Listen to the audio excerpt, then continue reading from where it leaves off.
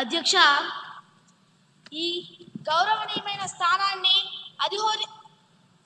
అధిరోహించినందుకు మీకు మా ప్రభుత్వం తరపున హృదయపూర్వక శుభాకాంక్షలు తెలుపుతున్నాను.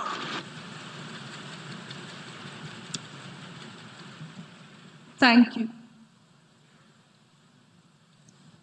మీరు అధికార పక్షానికి ప్రతిపక్షానికి సమాన త్రాసు లాంటి వారు.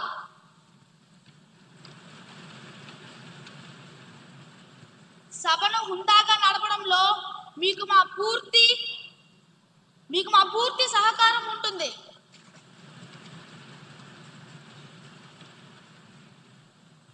అధ్యక్ష, మీకు మా శుభాకాంక్షలు. స్పీకర్ కుర్చీలో కూర్చున్న తర్వాత మీకు పార్టీ ఉండదు, కేవలం న్యాయం మాత్రమే ఉంటుంది. ప్రభుత్వం తమ మెజారిటీతో మా గొంతు నొక్కాలని చూస్తే మాకు రక్షణగా నిలబడాల్సింది మీరే.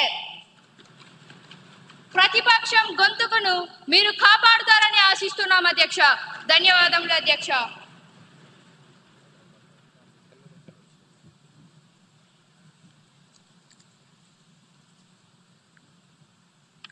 అందరికీ నమస్కారం. సభా నాయకులకు, ప్రతిపక్ష నాయకులకు మరియు సభలో వారందరికీ నా ధన్యవాదాలు. ఈ కుర్చీకి కుడి ఎడమలు ఉండవు, కేవలం రాజ్యాంగం మరియు సభా నియమాలు మాత్రమే ఉంటాయి. ప్రతిపక్షానికి తగిన సమయాన్ని ఇస్తాను. ప్రభుత్వం నుండి సరైన సమాధానాలు రాబడతాను. సభా గౌరవం కాపాడటం మనందరి బాధ్యత. ఇక సమయం వృధా చేయకుండా సభా కార్యక్రమాలను మొదలు పెడదాం.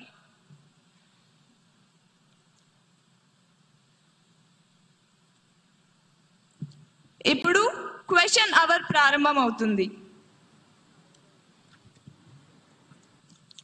241101 క్వశ్చన్ పై గౌరవ వ్యవసాయ శాఖ మంత్రి గారిని స్పందించవలసిందిగా కోరుతున్నాను. అధ్యక్ష, గౌరవ సభ్యులు అడిగిన మొదటి ప్రశ్న, ఈ సంవత్సరం ప్రభుత్వం ఎంతమంది రైతులకు విత్తనాలు మరియు ఎరువులు అందించింది అధ్యక్ష?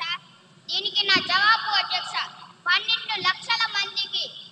రెండో ప్రశ్న అధ్యక్ష, ఇటీవల వర్షాలు తుఫానుల వల్ల పంటలు దెబ్బతిన్న ఎన్ని ఎకరాలకు ప్రభుత్వం నష్టపరిహారం ఇచ్చింది అధ్యక్ష? దీనికి సమాధానం అధ్యక్ష, 3.5 లక్షల ఎకరాలకు. మూడో ప్రశ్న అధ్యక్ష, రైతులకు సహాయం చేసేందుకు ప్రభుత్వం ప్రారంభించిన కొత్త రైతు కేంద్రాలు ఎన్ని? దీనికి నా జవాబు అధ్యక్ష, మొత్తం 10 జిల్లా కేంద్రాలు అధ్యక్ష. ధన్యవాదాలు అధ్యక్ష. గౌరవ ఎమ్మెల్యే శ్రీ వేణుమాధవ్ గారిని సప్లిమెంటరీ క్వశ్చన్ అడగడానికి అనుమతిస్తున్నాను.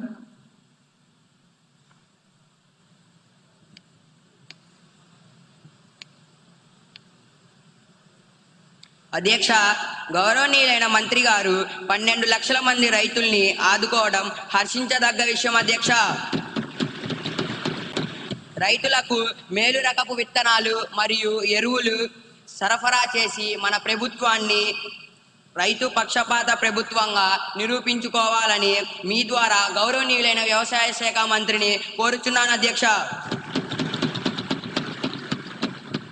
రాబోయే రబీ సీజన్లో విత్తనాలు మరియు ఎరువు కొరత లేకుండా మన ప్రభుత్వం ఎటువంటి చర్యలు తీసుకుంటుందో మీ ద్వారా మాకు తెలియజేయగలరని కోరుతున్నాను అధ్యక్ష.